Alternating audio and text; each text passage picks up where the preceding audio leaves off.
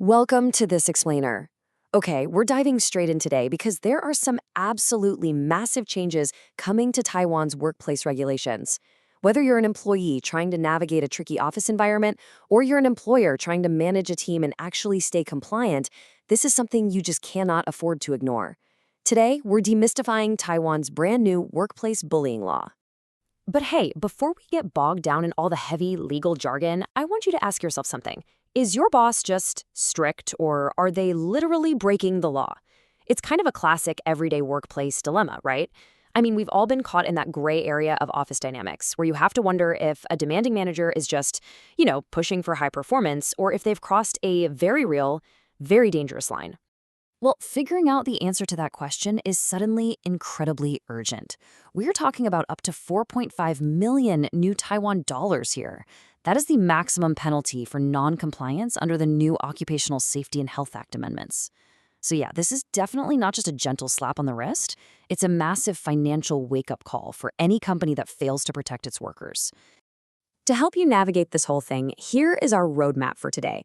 We're going to cover 1. Defining workplace bullying, 2. Management or bullying, 3. Employer legal obligations, 4. The complaint process, and finally, 5. Penalties and time limits.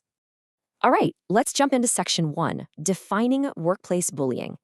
So this new law is honestly a huge milestone because for the first time, it's highly specific. To legally be considered workplace bullying, there are 5 strict elements that must all be met.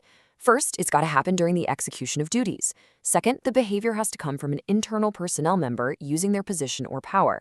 Third, it has to clearly exceed a reasonable scope of work requirements. Fourth, the behavior needs to be continuous, or if it's just a one-off event, it must be exceptionally severe. And fifth, it has to cause actual physical or mental harm.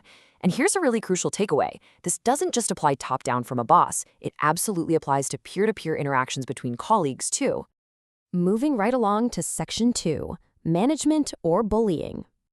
Distinguishing between strict management and actual bullying is probably the trickiest part of this whole new law.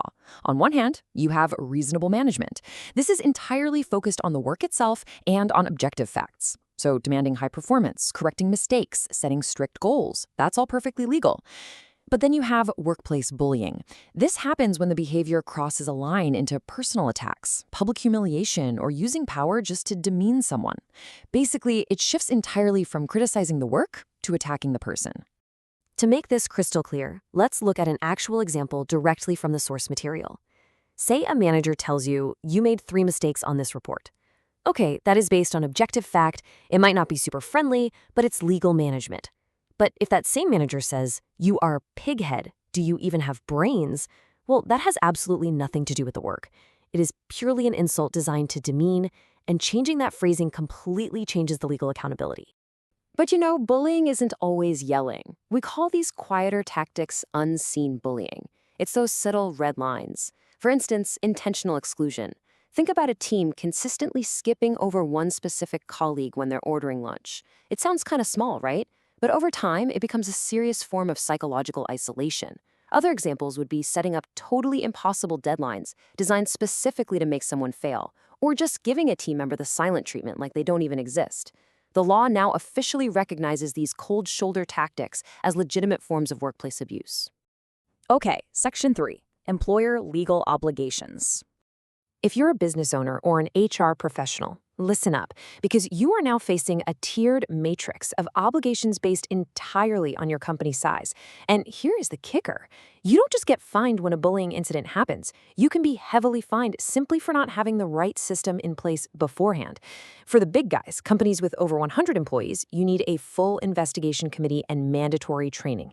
But even if you look at the smallest tier, companies with under 10 employees, they are still legally obligated to take effective basic preventative measures. So no company is exempt from setting up boundaries here. Now, this whole section really hinges on one very specific legal word: knowing. Back in the day, a company might have just waited around for a formal, signed piece of paper before HR would step in. Yeah, not anymore. The legal trigger that requires immediate action is the exact moment the employer knows, and that extends way beyond a formal written complaint. If an employee sends an email, if they make a verbal report to a manager, or heck, even if an anonymous tip comes in, legally speaking, the employer now knows, and the clock for mandatory action instantly starts ticking. You literally cannot look the other way. Which brings us to Section 4, the complaint process. So once that legal trigger is pulled, a formal complaint actually follows 5 chronological steps. First, you have the reporting of the incident. Second, the company has to immediately provide protection and assistance to the victim, basically isolating them from further harm. Third is the investigation or mediation phase. Fourth, fact-finding by a committee. And fifth, issuing a penalty, notifying everyone, and closing the case. But wait, here is a massive shift.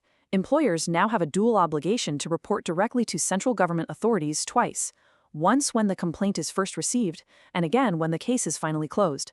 The government is literally watching every single step of the way. But what if the person bullying you is, say, the CEO? Well, say hello to the new boss exception. Historically, trying to report the head of the company to their own HR department was a complete dead end. This new law closes that loophole entirely. If the bully is the highest responsible person, like the chairperson or the general manager, employees can now completely bypass internal HR and take their complaint directly to local government authorities for an outside investigation. It's a real game changer. And that brings us to our final part, Section 5, penalties and time limits. It is so vital to understand your timelines here. The statute of limitations actually gives employees up to 3 years after the abusive behavior ends to file a complaint. Plus, if things get so bad that you are forced to quit because of a toxic environment, you still have up to a full year after leaving that job to formally file a complaint with the authorities. Basically, employees keep their rights long after they've escaped a bad situation. So companies definitely cannot just wait for a victim to resign and assume they're suddenly in the clear. So what happens if you file a complaint, but the investigation just can't definitively prove it? Don't panic. The law actually has a super strict anti-retaliation provision built right in. Employers are completely prohibited from demoting, firing, or punishing an employee for an unproven complaint, unless there's hard evidence that the employee maliciously fabricated the entire story.